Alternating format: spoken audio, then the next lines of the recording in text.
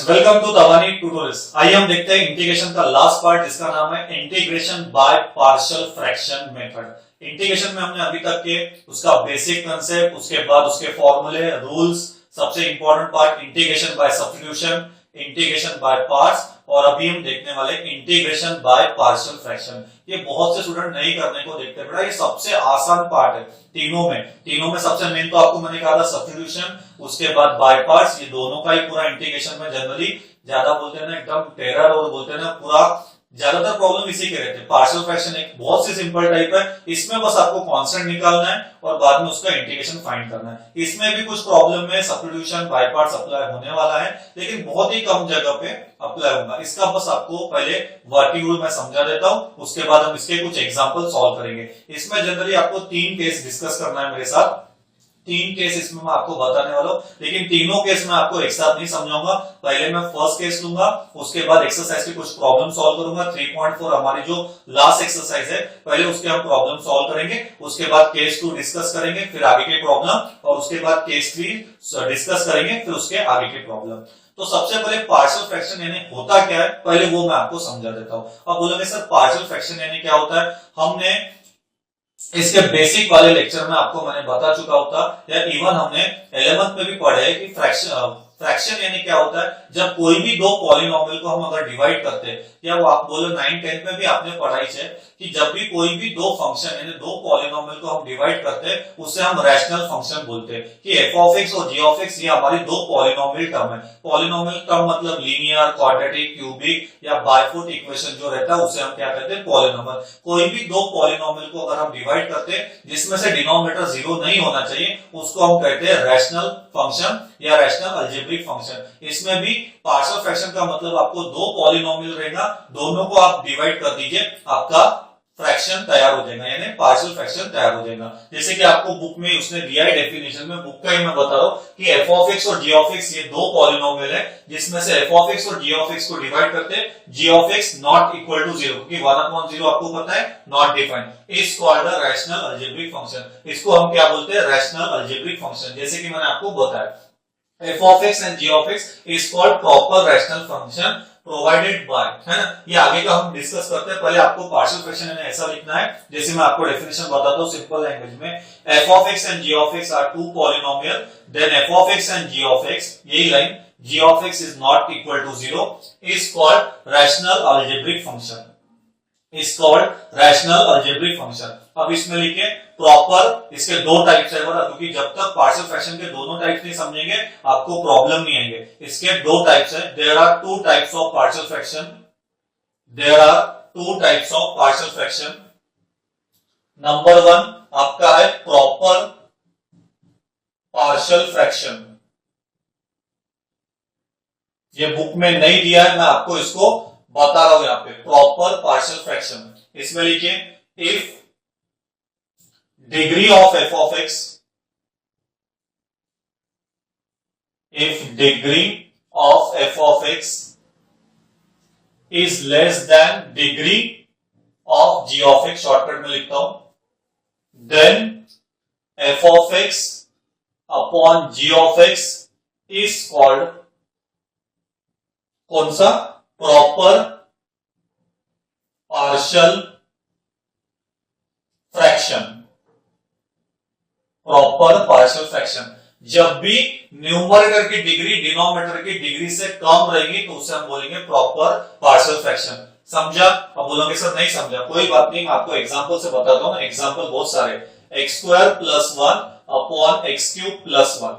देखिए किसका पावर बड़ा है, डिनोमिनेटर। जब भी डिनोमिनेटर में x का पावर बड़ा रहेगा, चाहे तो आप लिख सकते हैं आपकी लैंग्वेज में, डिनोमिनेटर में x का पावर बड़ा रहेगा एज कंपेयर टू न्यूमरेटर, तो प्रॉब्लम बन जाएगा प्रॉपर का। ठीक है, for example x² - 1 x + 1 x + 2 x + 3। अब बोलोगे सर यहाँ पे तो न्यूमरेटर बड़ा है, नहीं बेटा, 3x का मल्टीप्लाई कीजिए x³, डिनोमिनेटर बड़ा है, तो प्रॉब्लम कौन सा हो गया, प्रॉपर पार्शियल फ्रैक्शन का। नोट कर लीजिए। फिर हम देखते हैं इम्प्रॉपर, जो सबसे मेन है, इम्प्रॉपर पार्शियल फ्रैक्शन। अब इम्प्रॉपर किसे बोलेंगे, आधे स्टूडेंट को तो समझ ही गया होगा। If degree of f of x is greater than और इक्वल टू, ग्रेटर देन या फिर इक्वल टू, ये ध्यान दीजिए, ग्रेटर देन और equal to degree of g of x, degree of g of x, then f of x upon g of x is called कौन सा, improper, improper partial fraction. ठीक है, मतलब इम्प्रॉपर कैसी पहचानना, न्यूमरेटर बड़ा रहेगा या फिर दोनों का पावर सेम रहेगा। फॉर एग्जांपल देखिए बेटा, x cube minus 1 upon x square plus 2, देखो न्यूमरेटर बड़ा है, या फिर x square plus 2x plus 3 upon x square minus 5x plus 6, दोनों का पावर सेम है। तो जब भी पावर सेम रहेगा न्यूमरेटर डिनोमिनेटर का या फिर न्यूमरेटर बड़ा रहेगा तो समझ जाना प्रॉब्लम किसका रहेगा, इम्प्रॉपर पार्शियल फ्रैक्शन का। पार्शियल फ्रैक्शन ही क्या है, partial fraction is nothing but rational algebraic function. दो पॉलिनोमियल लीजिए, डिवाइड कर दीजिए, आपका पार्शियल फ्रैक्शन तैयार हो जाएगा। इसमें दो मेजर टाइप है, ये आपको बुक में नहीं दिया है, शॉर्टकट में दिया है, मैंने आपको डिटेल्स में बताया। प्रॉपर किसे बोलेंगे, degree of F of x. Simple language में ध्यान रखिए, डिनोमिनेटर बड़ा रहेगा न्यूमरेटर से, डिनोमिनेटर बड़ा रहेगा मतलब डिनोमिनेटर में एक्स का पावर बड़ा रहेगा न्यूमरेटर से, तो उसे हम प्रॉपर कहते हैं।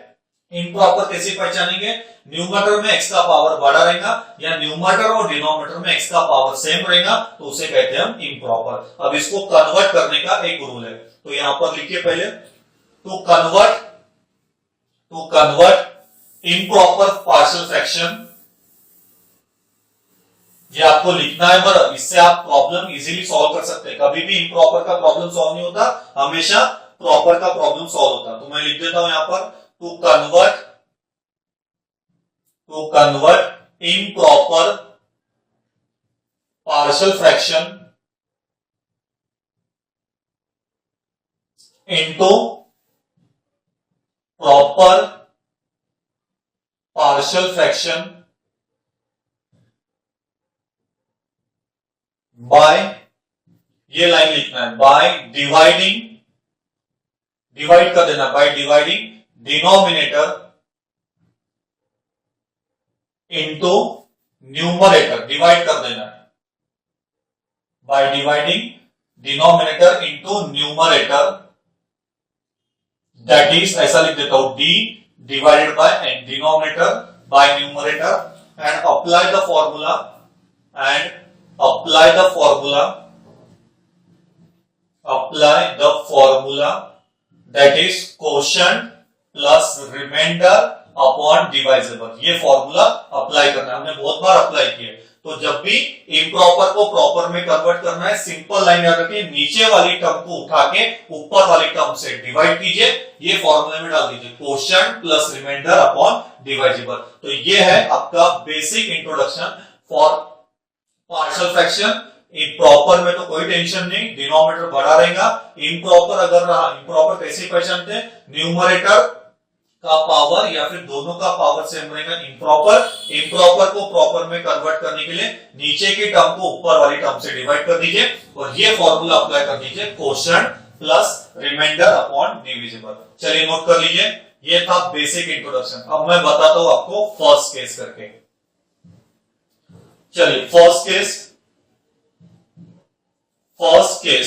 1, जिसका नाम है नॉन रिपीटेड, मैं नाम के साथ आपको बताने वाला हूं, नॉन रिपीटेड लीनियर फैक्टर। तो यहां पे इसकी हिंट रहेगी, व्हेन द डिनोमिनेटर कंटेन्स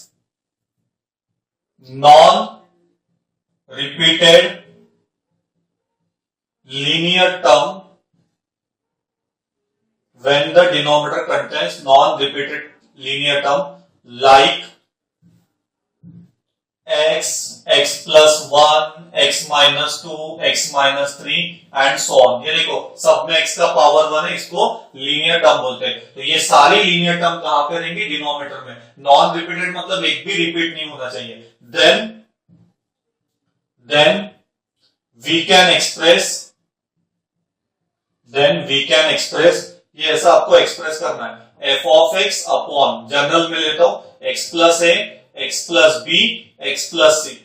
ऐसे लीनियर टर्म डिनोमिनेटर में डिनोमिनेटर में आएंगे जो रिपीट नहीं होंगे, रिपीट नहीं होना चाहिए। जैसे x plus one, x plus b, x plus c एक ही बार है, तो इसको एक्सपांड कैसे करना है, a अपॉन पहली linear term plus b upon second linear term और plus c upon third linear term, और फिर आपको एबीसी निकालना है और बाद में उसका इंटीग्रेशन लेना है। मतलब फर्स्ट केस बहुत ही सिंपल है, कैसे पहचानते हैं, डिनोमिनेटर में लीनियर टर्म आएंगी जो कि रिपीट नहीं होगी, तो जितने कांस्टेंट रहेंगे, मतलब जितने लीनियर टर्म उतने आपको कांस्टेंट लेना है। दो लीनियर टर्म है तो ए और बी आएगा, तीन लीनियर टर्म है तो ए और बी और सी, चार रहेंगे तो डी आ जाएगा। वैसे तो जनरली चार का है नहीं, एक आध एग्जाम्पल आएगा तो आएगा, आपको मैक्सिमम तीन तक ही रहेंगे, एक आध दो प्रॉब्लम में आ सकता है डी तक, देखेंगे जैसे आएगा। तो जितने लीनियर टर्म डिनोमिनेटर में रहेंगे उतने कांस्टेंट आपको लेना है और सिंप्लीफाई करना है। तो ये था आपका basic introduction for partial fraction का। तो पार्शियल फ्रैक्शन में हमने क्या क्या देखे, सबसे पहले पार्शियल फ्रैक्शन क्या होता है, कोई भी दो पॉलिनोमियल लीजिए, उसको डिवाइड कीजिए, आपका पार्शियल फ्रैक्शन तैयार हो जाएगा। उसमें दो टाइप रहते हैं, प्रॉपर, इम्प्रॉपर। डिनोमिनेटर में एक्स का पावर बड़ा रहेगा तो प्रॉपर, इम्प्रॉपर न्यूमरेटर का पावर बड़ा रहेगा एज कंपेयर टू डिनोमिनेटर, या दोनों का पावर सेम रहेगा तो ये क्या रहता है, इम्प्रॉपर। इम्प्रॉपर को प्रॉपर में कन्वर्ट कैसे करते हैं, नीचे के टर्म को ऊपर से डिवाइड कर दीजिए, प्रॉपर में कन्वर्ट होगा by using the formula quotient plus remainder upon divisible. पहला केस का नाम नॉन रिपीटेड लीनियर टर्म, ऐसे लीनियर टर्म जो डिनोमिनेटर में आएंगे लेकिन रिपीट नहीं होंगे। जितने लीनियर टर्म उतने कांस्टेंट आपको लेना है, सिंप्लीफाई करके आंसर निकालना है। चलिए नोट कर लीजिए बेसिक इंट्रोडक्शन। अब हम देखते हैं हमारी एक्सरसाइज की कुछ प्रॉब्लम। तीन केसेस है, मैंने फर्स्ट केस बता दिया, सेकंड थर्ड केस में कुछ एग्जांपल सॉल्व करने के बाद आपको बताता हूं। तो चलिए एक्सरसाइज का हमारा फर्स्ट क्वेश्चन 3.4 का, integrate the following function with respect to x. तो पहला क्वेश्चन हमें ये दिया, इसको नाम दे देता हूं मैं i is equal to integration dx। सबसे पहले आपको पता करना है कि ये प्रॉपर है कि इम्प्रॉपर है। एक्स का square x x x x cube, मतलब ये प्रॉपर का प्रॉब्लम है। चलिए कंसीडर कर लेते हैं हम यहाँ पर, कंसीडर ये पूरा numerator x square by 2 upon ये x minus 1 x plus 2 into x plus 3, है ना। जितने लीनियर टर्म उतने कांस्टेंट आपको लेना है। सो ए अपॉन क्या रहेगा, एक्स माइनस 1 प्लस क्या रहेगा, b अपॉन एक्स प्लस 2 और प्लस c अपॉन क्या रहेगा, एक्स प्लस 3, इक्वेशन 1। फिर आपको मल्टीप्लाई कर देना है, cross multiply, x square plus 2 नीचे x minus 1 x plus 2 into क्या रहेगा, एक्स प्लस 3। तीन का क्रॉस मल्टीप्लाई, ट्रिक बताता हूं, ए लिख के ये दोनों लिख देना, ये ऐसा पूरा ऐसा कर देना, इधर भी लेके जाना। ए के साथ क्या लिखना, बी सी का डिनोमिनेटर, ठीक है, b के साथ क्या लिखना, ac का denominator x minus 1 x plus 3 plus c के साथ a और b का denominator x minus 1 x plus 2, है ना, x माइनस 1 x प्लस 2, और नीचे आ जाएगा पूरी ये term x minus 1 x plus 2 into x plus 3। Next part में ये कैंसल, डिनोमिनेटर कैंसल हो जाएगा, तो आपकी जो टर्म बची है लिख लेते हैं अपन, x square plus 2 a into x plus 2 into x plus 3 plus b into x minus 1 x plus 3 plus c into x minus 1 x plus 2।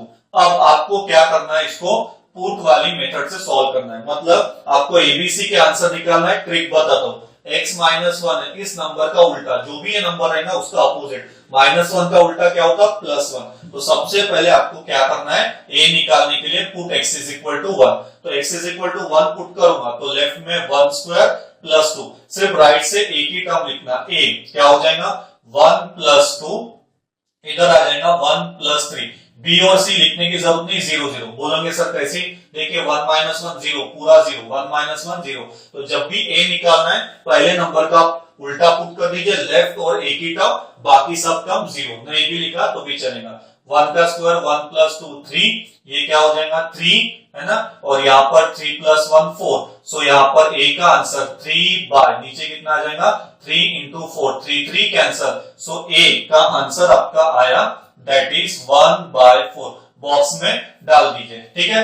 चलो नेक्स्ट पार्ट b के लिए, सो पुट क्या रहेगा, प्लस 2 है, प्लस 2 का opposite minus 2, so put x is equal to minus 2। ये यहाँ पर तो यहाँ पर क्या आ जाएगा -2 का स्क्वायर +2। अब खाली b की टर्म, सिर्फ b की टर्म, सो b इंटू, क्योंकि देखो a 0 हो रहा, -2 +2 0, सो b इंटू -2 -1 और ये आ जाएगा -2 +3, क्योंकि b और c 0 हो जाएगा। -2 का स्क्वायर 4 +2, b कितना आएगा -3 2 में से 3 गया 1, 4 + 2 6, b कितना रहेगा -3, b का answer 6/-3, so b is equal to -2। चलो a आ गया, b आ गया, नोट कर लो इसको रफ कर देता हूं अभी, बस अभी एक ही बात की है c। तो c के लिए क्या करेंगे, इसका अपोजिट पुट क्या रहेगा, x इज इक्वल टू +3 का अपोजिट -3 डाल दीजिए, -3 का स्क्वायर +2, डायरेक्ट c की टर्म c इंटू -3 -1 -3 +2, -3 का स्क्वायर 9 +2, c कितना आ रहा -4 -1, सो ये 11 c इंटू 4, सो यहां पर c का आंसर कितना आया 11/4। बस आपको ABC इसमें मेन है वो लिखना। चलिए नोट कर लीजिए, A1/4, B -2, C 11/4, मैंने पहले कहा था इसमें कैलकुलेशन है करके। सो आपका ये ऐसा बनेगा क्वेश्चन, दैट इज ये ऐसा फॉर्म हो जाएगा। ए का आंसर कितना था, ए का आंसर कितना था, चलो मैंने मिटा तो दिया, लेकिन ए आप बता सकते हैं। ए की वैल्यू आई थी 1/4, तो ये ऐसा आ जाएगा 1/4 अपॉन x -1, b 6/-3 -2 आया था, है ना, तो ये हो जाएगा बीच में -2 अपॉन x +2 और c था 11/4 अपॉन x +3। ABC की वैल्यू पुट कर दिया, ठीक है। अब इसका इंटीग्रेशन में डाल दीजिए, तो लिख लीजिए यहाँ पर on integrating with respect to x, तो ये आ जाएगा इंटीग्रेशन ऑफ x² +2 अपॉन ये पूरा x -1 x +2 x +3 इंटू क्या रहेगा dx इज इक्वल टू, इधर भी क्या आ जाएगा 1/4 नीचे ला लीजिए, 1 अपॉन x -1 dx, -2 बाहर निकाल लीजिए, 1 अपॉन x +2 dx और प्लस 11/4 बाहर निकाल दीजिए, 1 upon x +3 dx। So 1 upon 4, 1 upon x log of mod of x -1 minus क्या रहेगा यहाँ पर 2 log of mod of x +2 plus 11/4 log of mod of x +3 bracket complete plus c। इतना भी किया तो भी आपको पूरे मार्क्स मिल जाएंगे, ठीक है। या फिर हाँ इतना ही दिया बुक में आंसर, बस आगे सॉल्व करने की जरूरत नहीं, बस इतना लिख के छोड़ दीजिए। तो ये है आपका फर्स्ट क्वेश्चन का आंसर, नोट कर लीजिए, यही आपको बुक में भी दिया है, ऐसे सॉल्व करना है पूरे प्रॉब्लम अभी। Next question, x² upon x² +1 into x² -2 into x² +3। अब ये हमें दिया है यहाँ पर सॉल्व करने के लिए, तो हम क्या कर लेते हैं, ऐसे प्रॉब्लम में देखिए यहाँ पर अब इसको सिंप्लीफाई करना है, तो वही मेथड यहाँ पर देखिए, न्यूमरेटर हमारा बड़ा है, तो हम क्या करेंगे ऐसे प्रॉब्लम में, सबसे पहले तो क्वेश्चन को नाम दे देते हैं i इज इक्वल टू, यही पे देते हैं ना, i is equal to integration dx।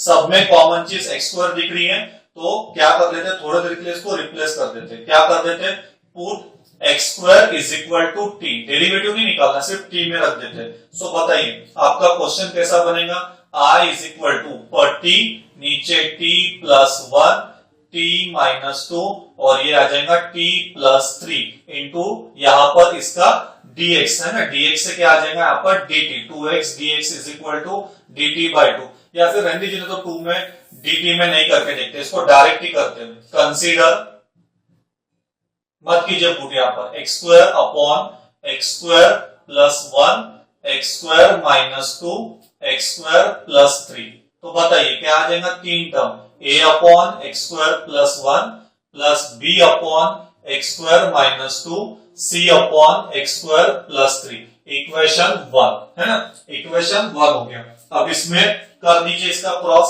सो क्या आ जाएगा x² a के साथ क्या आ जाएगा यहाँ पर x² -2 इंटू x² +3 है ना, b के साथ उल्टा x² +1 x² +3 और c के साथ ac का denominator x² +1 x² -2, denominator cancel कर दिया, ठीक है।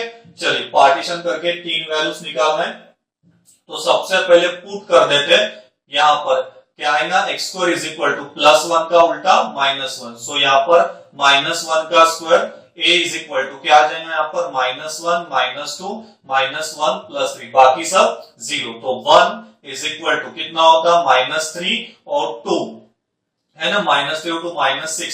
सो a का आंसर -1/6। चेक कर लीजिए आप भी, a का आंसर आपका कितना आ जाएगा दैट इज -1/6। माइनस आ रहा है यहाँ पर, ये देखिए ना -2 और ये एक्स स्क्वायर यानी -1 है तो मैंने यहाँ पर -1 चाहिए था, तो ये minus minus cancel, a 1/6। Next put करते हैं, पुट क्या रहेगा x square is equal to -2 का उल्टा +2, ये देखिए ना -2 का, तो एक्स स्क्वायर की जगह 2, b क्या हो जाएगा 2 + 1, यहाँ पर 2 + 3, सो दैट इज 2 कितना हो रहा 3 और ये 5, 3 और 5 यानी 15। सो b का आंसर क्या रहेगा 2/15। नोट कर लीजिए, a आ गया b आ गया, b कितना रहेगा आपका 2/15। c के लिए put x square is equal to +3 का उल्टा -3, तो क्या आ जाएगा -3, c क्या आ जाएगा -3 + 1 -3 -2, सो -3 -3 -1 -2 -5, सो -3c 2 5 10, तो c का आंसर -3/10। इसको भी नोट कर लीजिए, a 1/6, b 2/15, c -3/10। इक्वेशन 1 में डाल देते हैं। सो यहां से आपका इक्वेशन 1 इंप्लाइज, बताइए a की वैल्यू कितनी है 1/6, b का आंसर कितना आएगा 2/15 और c का आंसर कितना है -3/10। ठीक है, बस अभी इंटीग्रेशन लेना है, इसको रफ कर देता हूं।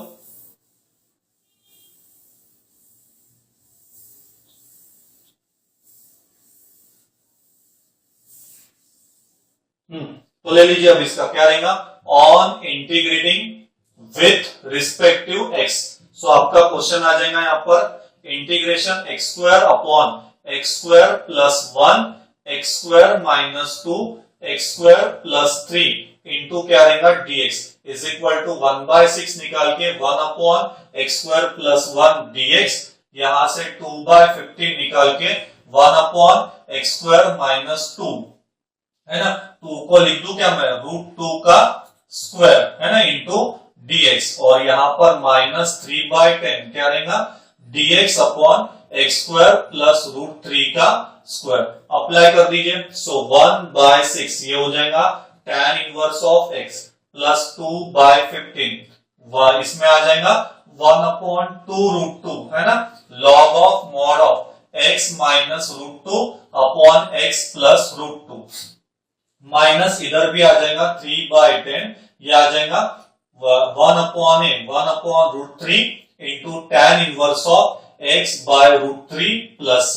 कुछ कैंसिल हो रहा क्या 2 कैंसिल है ना, और ऊपर में आ रहा 3 और यहाँ पे आ रहा tan√3, तो इसको 2 बार लिख लेते हैं। सो last answer 1/6 tan inverse of x plus 1/15 √2 क्या रहेगा log of mod of x -√2 upon x plus √2, और ये हो जाएगा 2 बार लिख दीजिए तो √3/10 इंटू क्या रहेगा tan inverse of x/√3 plus c। ये है आपका क्वेश्चन नंबर 2 का सॉल्यूशन। नोट कर लीजिए इसे भी। Next third question, 12x + 3 upon 6x square plus 13x minus 63। तो चलिए पहले इसको कंसीडर कर लेते हैं यहाँ पर, दैट इज ये पार्ट है ना, डिनोमिनेटर को सॉल्व कर लेते हैं अलग से। कंसीडर क्या रहेगा यहाँ पे 6x square plus 13x minus 63। तो 63 6 3 18 कैरी 1 6 6 36 और 1 37 378 के फैक्टर्स 13 आना चाहिए है ना। 27 और 14 करके देखिए बड़ा, 7 4 28 कैरी 2 4 2 8 9 10 7 और यहाँ पर 2 8 7 3 आता है 27 14 आ गया एक इसमें, तो ये प्लस और ये क्या रहेगा माइनस। देखिए अभी क्या बनता, इसके फैक्टर 6x स्क्वायर माइनस क्या हो जाएगा यहाँ पर 27 है ना, 6x स्क्वायर प्लस कितना रहेगा यहाँ पर 27x माइनस 14x -63।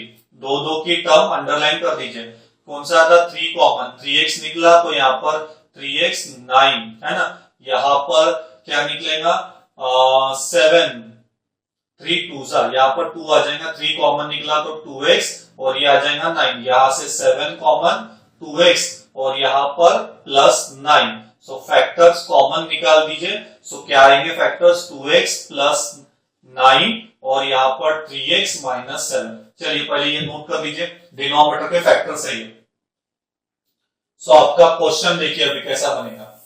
यहां से अभी क्वेश्चन चालू हो जाएगा। सो लेट आपका क्वेश्चन बनेगा 12x प्लस 3, इसके फैक्टर्स कितने आए? 2x प्लस 9 और 3x माइनस 7। लीनियर है तो a अपॉन क्या रहेगा? 2x plus 9 plus b upon 3x minus 7, equation 1। चलिए cross multiply 12x plus 3, a के साथ ये तो a into 3x minus 7, b के साथ ये यानी 2x plus 9, denominator cancel. Opposite number put करना है तो पुट क्या आएगा? तो पहली टर्म क्या है? 2x plus 9 equal to 0। Value निकालना सिखाओ, प्लस 9 का minus 9, so x is equal to minus 9/2। तो पहला नंबर क्या पुट करना पड़ेगा? माइनस 9/2। तो put x is equal to minus 9/2 डालिए तो क्या आ जाएगा? 12 माइनस 9/2 प्लस 3, ओनली एक ही टर्म तो क्या आ जाएगा? 3 माइनस 9/2 माइनस 7, 2 6 है ना, 9 6 54 प्लस 3 और इधर में a कितना आ रहा? 9/2, तो 9 3 27/2 minus 7 minus 54 minus 3 minus 51 is equal to a minus 27 7 2 14 upon 2, so minus 51 a कितना होता? 7 और 4 11 4 2 3 4 मतलब माइनस 41/2 है ना। सो a का आंसर देखते हैं पहले, इसमें वही आ रहा है तो a का आंसर आपका 7/3, 2x प्लस 9 तो यहाँ पर x की जगह माइनस 9/2 पुट कर दिया तो देखिए अभी ये माइनस माइनस कैंसल, ये हो जाएगा 2 1 1 2 5 10/41 is equal to a। So a का आंसर है 102/41। नोट कर लीजिए। अब b को सिंप्लीफाई करना पड़ेगा तो b के लिए भी वही क्या है? 3x minus 7 equal to 0, so 3x equal to 7, x is equal to 7/3। तो पुट क्या रहेगा? x is equal to 7/3। तो देखिए अब क्या बनेगा, दैट इज ये वाला पार्ट आपका क्या आ जाएगा? 12 इंटू 7/3 प्लस 3, b की टर्म क्या रहेगा? 2 इंटू 7/3 प्लस 9 क्या हो जाएगा? 3 4 7 4 28 प्लस 3 b 7 2 14/3 प्लस 9/1 31 b कितना हो जाएगा? 14 प्लस 20 7/3 है ना, दैट इज 31 कितना हो रहा है? ये 7 और 4 41 है ना by 3, so 3 1 3 3 3 9 93/41 is equal to b। So b का आंसर 93 बाय क्या रहेगा? 41। नोट कर लीजिए। सो इक्वेशन 1 इंप्लाइज a के जगह बताइए क्या आ जाएगा?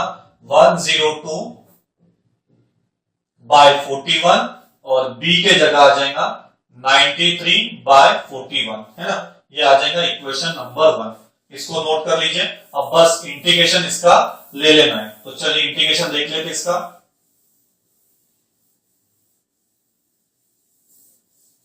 सो लास्ट लाइन रहेगी यहां पर on integrating with respect to x, पूरा नाम लिखना है। So integration 12x plus 3 upon 2x plus 9 into 3x minus 7 dx क्या है? 102/41 बाहर 1 upon 2x plus 9 dx plus 93/41 1 upon 3x minus 7 dx। So last answer 102/41 log of क्या रहेगा यहाँ पर?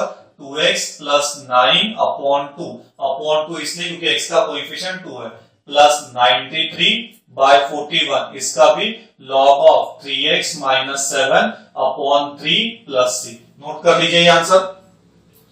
31 बाय क्या हो जाएगा यहाँ पर 31 bye 14 log 3x minus 7 divide होता है यहाँ पर वैसे भी। देखिए ये ऐसा किया इसने, ये 2 से डिवाइड किया तो ये हो जाएगा 51। So 51 by 41 log of 2x plus 9 और ये 3 31 by 41 log of mod of 3x minus 7 plus c। तो ये है आपका क्वेश्चन नंबर 3 का सॉल्यूशन।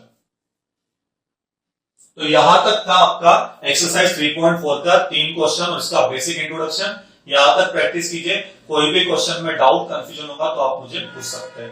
Thank you.